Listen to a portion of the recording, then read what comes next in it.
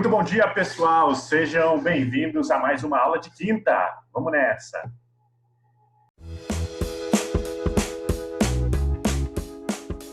Muito bem, pessoal. Para quem não me conhece, meu nome é Vitor Cosvig, eu sou doutor em Educação Física e a aula de hoje é sobre treinamento concorrente. A gente vai falar sobre o que é treinamento concorrente, algumas teorias que explicam os modelos de interferência, quais são os mecanismos que explicam, especialmente moleculares, que explicam essa interferência, se existe alguma potencialidade ao combinar o HIIT com o treinamento resistido para minimizar essa interferência e algumas recomendações práticas bastante diretas para vocês que vão prescrever treino a partir de hoje já, né? Então vamos nessa. O que é o tal do treinamento concorrente? Então, quando vocês prescrevem treinamento de modo isolado, de modo único, vocês esperam adaptações extremamente específicas. Então, me acompanhem. Se vocês prescrevem, aqui a bicicleta representa um treinamento de endurance, poderia ser qualquer outro ergômetro, né? Ou exercício de caráter cíclico e aeróbio. Este modelo isolado de treinamento deve gerar especialmente adaptações voltadas para o metabolismo oxidativo, voltadas para o sistema de respiração aeróbia, né? Então, quando a gente faz treinamento resistido de modo isolado, nós esperamos modificações a nível neuromuscular. Então, a gente espera que com o treinamento aeróbio, as pessoas aumentem sua potência aeróbia, seu limiar aeróbio e assim por diante. Ao passo que, quando a gente faz treinamento resistido, a gente espera que as pessoas desenvolvam força, potência, hipertrofia e resistência muscular localizada. Bom, mas e se eu combinar as duas atividades, né? Se eu combinar as duas atividades, o que eu esperaria é que as duas adaptações ocorressem ao mesmo tempo, né? Então eu faço a minha sessão de musculação, seguida da minha sessão de cardio, né, como a gente chama, e eu vou ter então as duas adaptações, tanto a cardiovascular, cardiorrespiratória, quanto a neuromuscular, certo? Isto parece ser verdade enquanto as pessoas têm um baixo nível de treinamento ou estão iniciando programas de exercício. Mas quando elas avançam, existe então o que a gente vai chamar de efeito interferente, né? O que seria esse efeito interferente? Então, à medida que eu vou avançando com este treinamento combinado, as adaptações ao treinamento aeróbio causam uma interferência nas adaptações do treinamento neuromuscular, o que pode levar a uma redução do potencial de ganho de força, potência, hipertrofia, resistência muscular e assim por diante. Então, basicamente é o seguinte, eu não estou dizendo, e esse modelo não diz, que o treinamento aeróbio faz com que vocês percam força, potência e hipertrofia, mas faz com que não ganhem tudo aquilo que ganhariam se tivessem fazendo um modelo isolado de treinamento resistido. Para ilustrar um pouco melhor, funciona mais ou menos assim. Enquanto eu estou destreinado, parece não haver problema em fazer as duas modalidades em conjunto, fazer treinamento concorrente. Mas à medida que eu vou avançando no meu grau de treinamento, parece que um único modo, esta linha azul, um único modo de exercício, no caso do treinamento resistido, promoveria adaptações mais pronunciadas do que quando eu faço combinado. Isso é especialmente importante para aqueles sujeitos que treinam com maior frequência, que treinam com maior volume total de treino, para aqueles sujeitos que precisam pensar numa periodização, por exemplo, que praticam modalidades que exigem muitas capacidades físicas associadas, né? Então, imagina que eu tenho um atleta de MMA. Esse atleta precisa ter muitas capacidades físicas combinadas e eu não vou conseguir fugir desta combinação de modalidades de treino, do treinamento aeróbio com o treinamento resistido, treinamento de força. Então, isso é especialmente importante em quem é mais treinado e a gente vai avançar nesse contexto, beleza? Bom, O primeiro estudo, pelo menos de que eu tenho conhecimento, que ilustrou esse efeito, foi o estudo do Rickson, em 1980, e olha só que legal o que ele mostrou.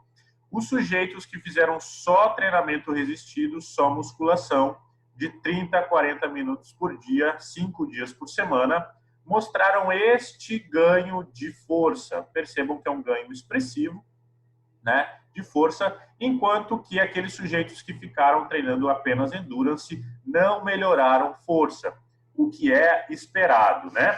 Esses sujeitos que fizeram endurance treinavam então 40 minutos por dia, 6 dias por semana. Bom, então o que o Rickson fez? Ele combinou as duas sessões de treino, então os sujeitos faziam a musculação e 2 horas de recuperação depois faziam os 40 minutos de treinamento aeróbico. E o que ele percebeu, o que os resultados dele mostram, é que este ganho de força ele foi então menor do que quando feito só a musculação, certo? Então aqui nesta seta vermelha está representado o que a gente vai chamar de efeito interferente ou efeito concorrente.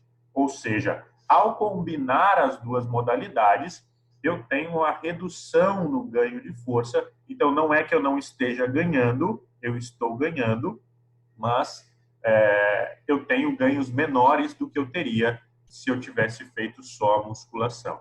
E percebam que isso parece ser mais importante à medida que o tempo de treinamento vai se prolongando, beleza?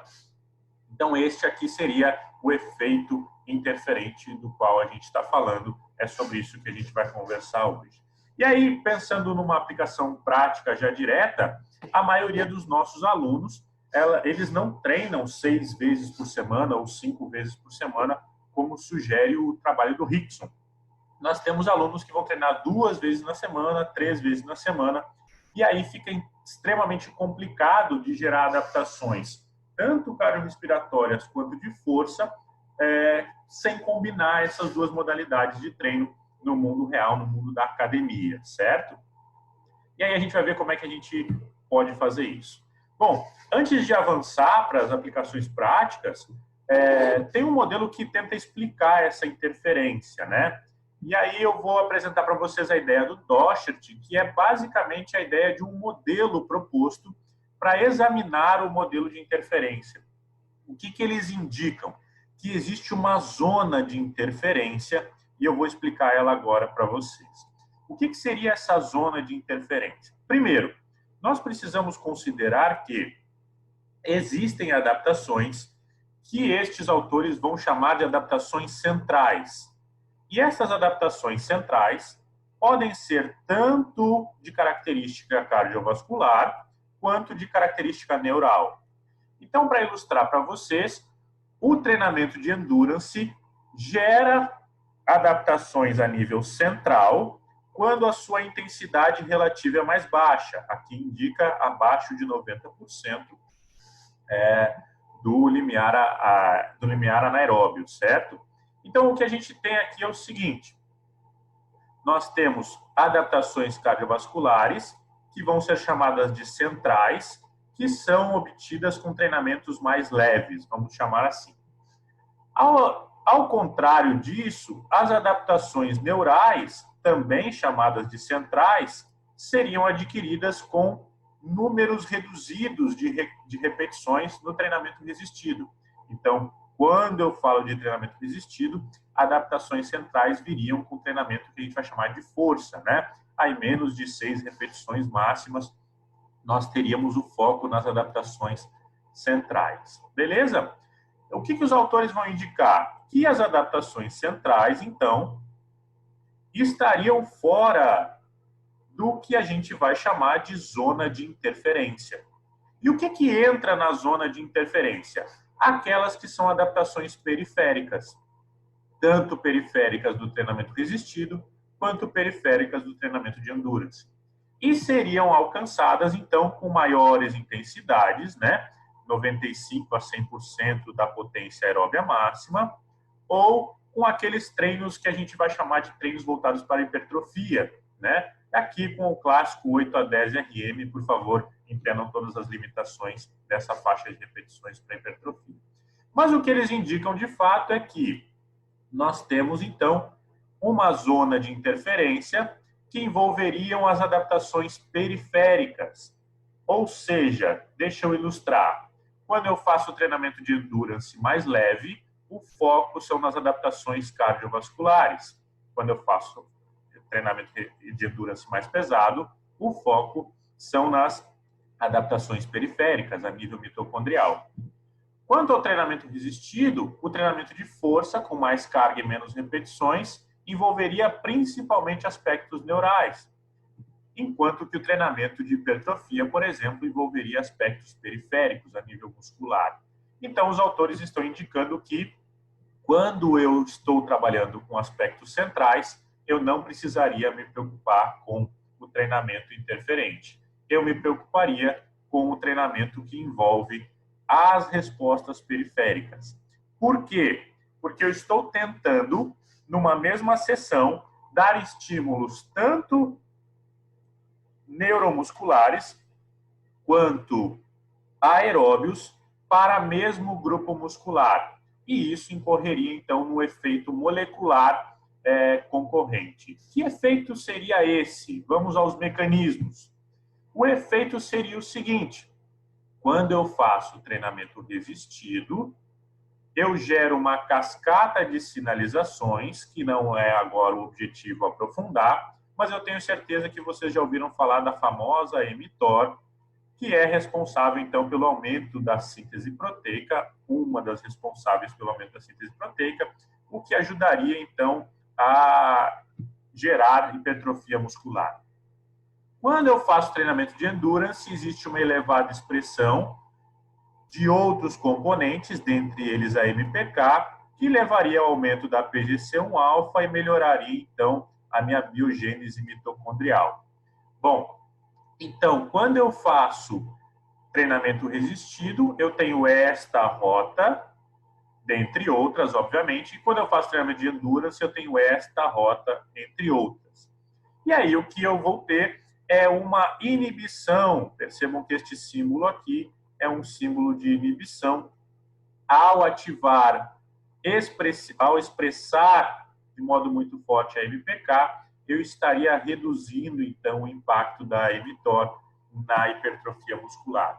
O que a gente tem, então, é que, ao combinar estes dois, a ativação de mTOR que eu gerei pode ser reduzida quando eu combino com treinamento de endurance. Então, isso explicaria o modelo do porquê que eu tenho redução nos ganhos, né? Especialmente de hipertrofia, quando combinaria as duas modalidades de treino. Bom, e se eu escolher outro modelo de treino que não de endurance, né, de alto volume e de intensidade moderada? Se eu usar modelos como HIIT, por exemplo, o que isso gera no sistema? Essa revisão aqui, publicada na Sports, mostra uma possibilidade teórica. Então, olha só, esse gráfico parece mais complicado, e de fato é do que o anterior, mas vamos focar no que eu estava mencionando.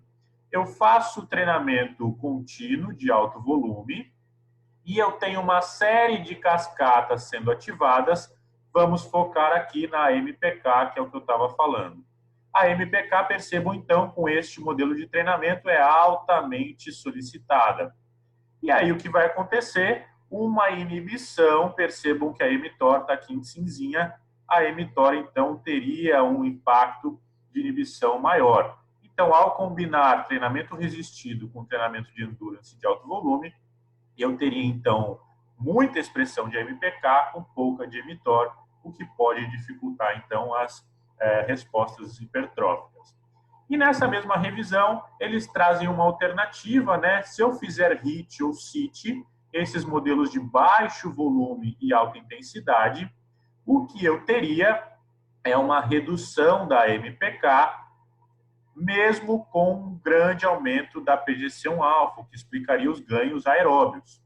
Mas percebam que, ao combinar este modelo com treinamento resistido, eu ainda tenho elevada expressão de mTOR, o que garantiria que eu pudesse ter, então, tanto ganhos aeróbios quanto ganhos hipertróficos e de força ao combinar as duas modalidades. Então, essa seria uma possibilidade de combinação que levaria a benefícios com treinamentos combinados, certo? Pelo menos a explicação fisiológica, né? Esta revisão sistemática com meta-análise se propôs justamente a investigar isso. Se o efeito concorrente existe quando eu combino o HIIT com musculação para força e hipertrofia. Percebam aqui que este gráfico de meta-análise mostra que, para a hipertrofia, não parece existir efeito concorrente quando nós combinamos musculação com HIIT. Para a força dos membros superiores, também parece não haver este efeito. O efeito parece existir, mas ainda de modo muito modesto, quando a gente combina HIIT e musculação, ambos para membros inferiores. Então, talvez eu precise ter cuidado quando eu combinar essas duas modalidades. HIIT para membro inferior, com musculação para membro inferior. Parece que eu tenho um pequeno efeito aqui a favor de quando eu faço o treinamento resistido sozinho. Beleza? Esse modelo foi testado quanto àquelas respostas moleculares que eu mostrei antes, né? Então, este estudo aqui analisou as respostas agudas moleculares em resposta ao treinamento concorrente de musculação com HIIT.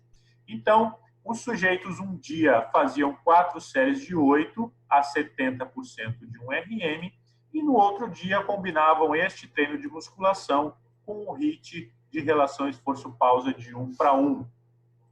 Com relação ao esforço-pausa de 1:1, 1 minuto a 90% da frequência cardíaca máxima por 1 minuto de recuperação. Então, o que os resultados mostram? Os resultados mostram que aqui em branco está a fosforilação da mTOR, já falei lá antes qual que é o papel da mTOR, a fosforilação da mTOR antes do treino, após 2 horas e após 6 horas. Quando o treinamento resistido foi combinado com o HIIT, percebam que nós temos aí um aumento, né, dessa expressão da mTOR, como aquele modelo teórico lá da revisão da Sports já tinha mostrado. Então, não só eu não tenho uma redução da mTOR, como eu tenho uma potencialização do seu efeito ao longo do tempo após o treinamento. Então, confirmando os resultados da meta-análise anterior. E aí, como é que eu faço, então, quanto à minha prescrição de treino? Vamos, então, para as recomendações práticas. A maior parte das recomendações práticas que eu vou deixar aqui são baseadas, então, nessa revisão aqui de 2012, certo? Então, olha só, aqui está expresso o tamanho de efeito, né? Do tempo de treinamento de endurance que as pessoas fazem por dia. E aí, o efeito disso na hipertrofia, na força e na potência. A mensagem geral que fica aqui é a seguinte: quanto mais tempo dura o meu treino de endurance no mesmo dia do treinamento de musculação, maior é o efeito concorrente, ou menor é o efeito que eu vou ter na força, na potência e na hipertrofia. Então, sessões de endurance que duram menos tempo minimizam o efeito concorrente. Beleza? Essa é a primeira informação, bastante direta para aplicação prática.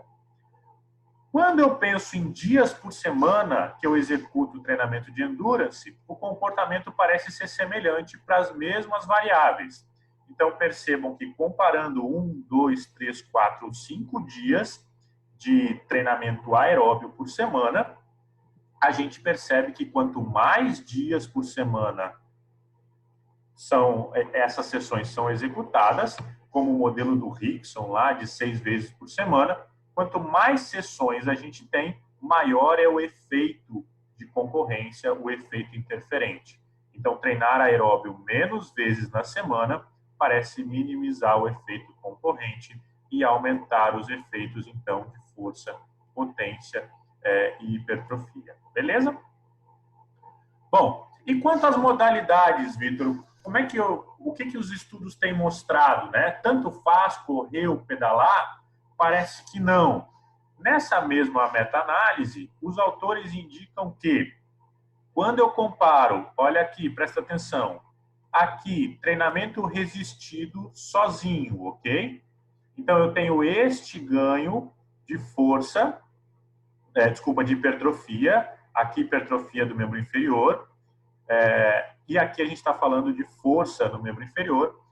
Quando eu estou falando de membros inferiores, hipertrofia e força são otimizadas quando eu faço treinamento resistido sozinho. Tá, beleza, Vitor, isso eu já esperava. Bom, quando eu faço pedalando o treinamento concorrente, não há diferença, pelo menos não estatística, entre essas duas modalidades. Agora, quando eu faço correndo, o efeito parece, então, ser muito reduzido. Então, ao fazer exercícios correndo, eu tenho o efeito concorrente aumentado.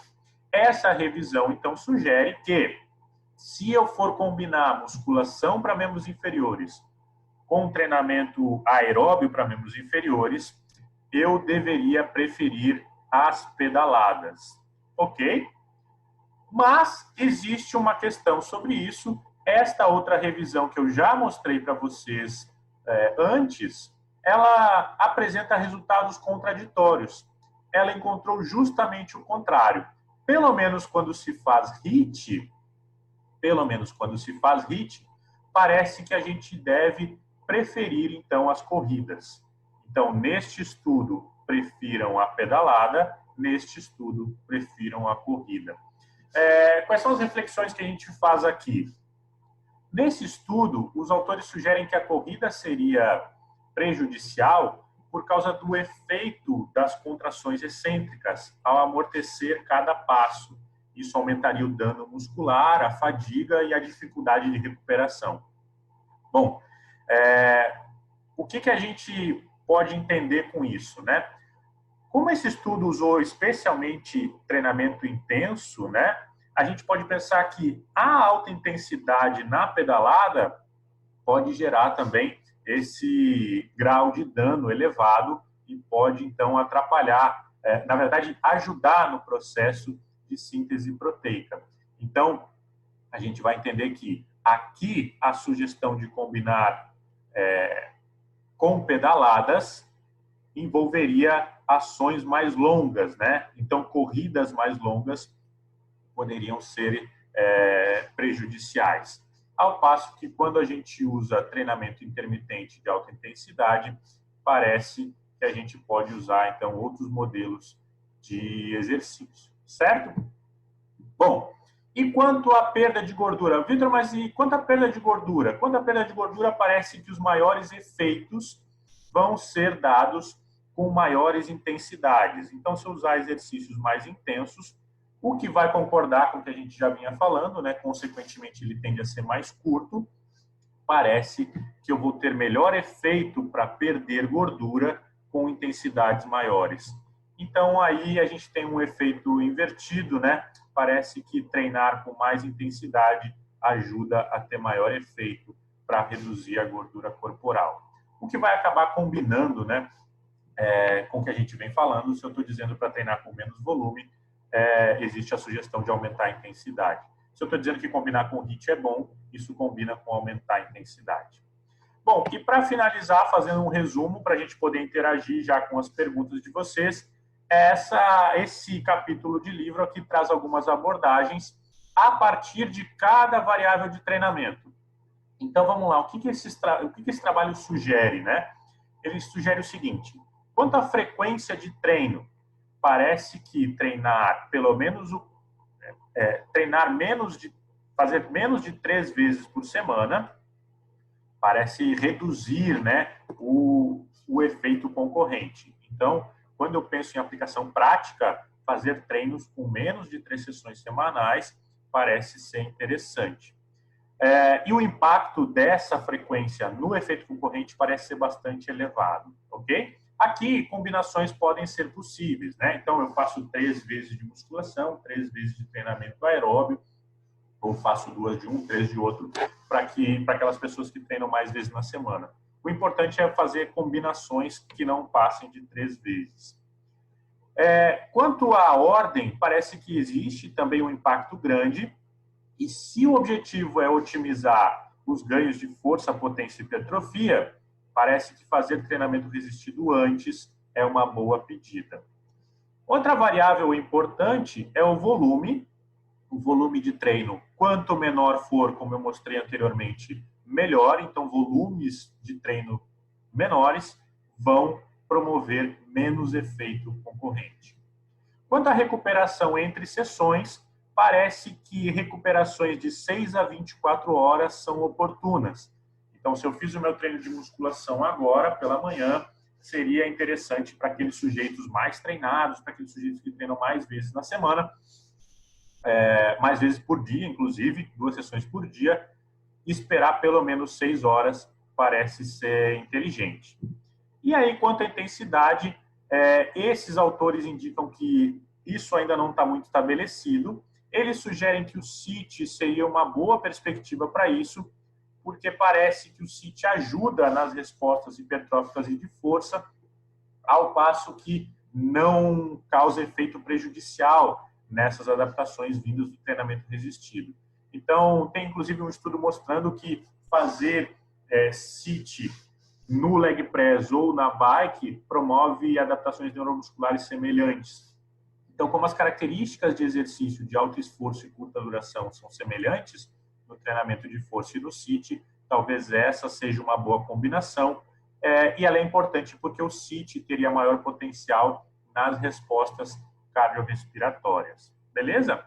Então, resumindo, parece que treinar menos vezes por semana, parece que treinar com intervalo entre as sessões, parece que reduzir o volume, cuidar da ordem, são boas escolhas na hora de minimizar esses efeitos interferentes. Beleza? E aí, quanto à intensidade, a gente ainda precisa de mais investigações para ter uma resposta mais sólida, porque os autores indicam que é difícil saber se esse potencial do CIT e do HIIT está associado à intensidade de fato ou se está associado ao fato de que esses modelos de treino já são naturalmente menos frequentes, com menor volume. Beleza?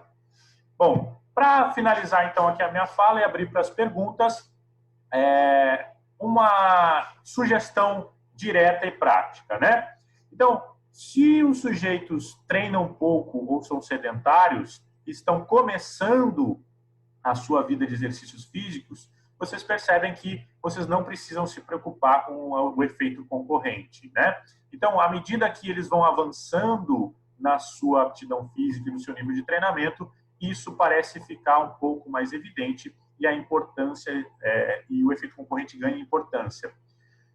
Quando que eu tenho que me preocupar de fato? Quando esse sujeito treina muitos dias por semana, quando esse sujeito treina mais de uma vez por dia, quando esse sujeito precisa desenvolver habilidades e capacidades físicas que são opostas, né? Opa, tivemos um bug. Bom, e aí o que acontece? Quando eu estou falando sobre musculação e academia, basicamente, e a maior parte dos nossos alunos, o que eu preciso entender? Que a maior parte dos nossos alunos, ele está aqui nessa fase, né? Ou está começando a treinar, ou treina há pouco tempo. Então, para esses sujeitos que treinam com baixa frequência, para esses sujeitos que têm baixo nível de treinamento, o treinamento concorrente é uma ótima proposta. Os efeitos, eu não preciso me preocupar com os efeitos negativos, ambos vão ser desenvolvidos, e eu tenho, então, um maior gasto energético durante a sessão, eu tenho mais capacidades físicas sendo desenvolvidas, eu não preciso me preocupar com estes alunos. Com quais alunos eu me preocupo? Com aqueles que são mais nervosinhos, que misturam modalidades. Professor, eu quero ter hipertrofia do glúteo e da coxa, mas eu quero também correr a minha rústica aqui na minha cidade de 10 quilômetros. Então, eu faço várias atividades, eu corro, eu faço aula de ginástica, eu faço muitas coisas ao mesmo tempo. Esses sujeitos se beneficiariam se vocês pensarem nas combinações que eu falei. Baixo volume, tentar reduzir a frequência, quando não reduz a frequência, espaçar mais as sessões. Para minimizar as perdas no componente neuromuscular, coloca a musculação primeiro. Beleza? Então, essas foram as minhas recomendações. Eu agradeço a atenção de vocês e a gente vai agora para as perguntas.